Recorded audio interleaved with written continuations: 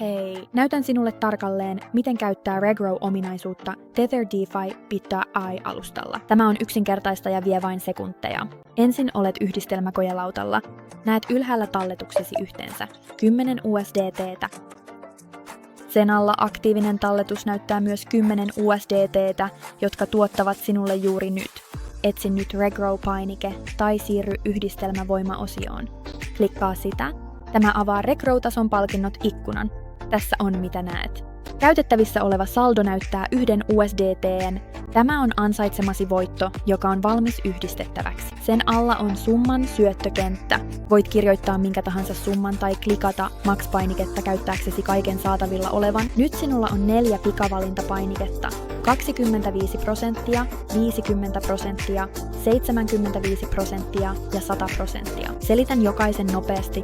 Klikkaa 25%, jos haluat yhdistää neljäsosan ja nostaa loput. Klikkaa 50% yhdistääksesi puolet ja ottaaksesi puolet voittona.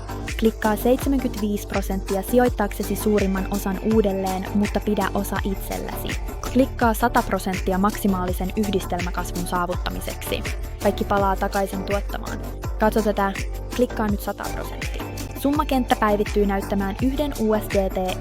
Jäljellä Regrown jälkeen näyttää 0,00 USDT:tä, koska yhdistämme kaiken. Nyt Regrow-painike alareunassa syttyy kirkkaan vaaleanpunaiseksi. Se on aktiivinen ja valmis. Klikkaa Regrow-painiketta. Näet hetken, kun sitä käsitellään.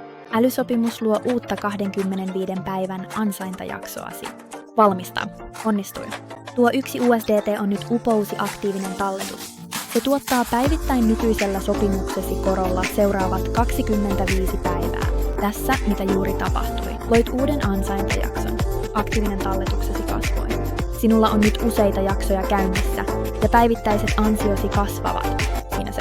Regrow-prosessi vie vain sekunteja. Ansiosi lasketaan päivittäin kello 19 UTC-aikaa. Sitten päätät, yhdistätkö kasvua varten vai nostatko tuloiksi.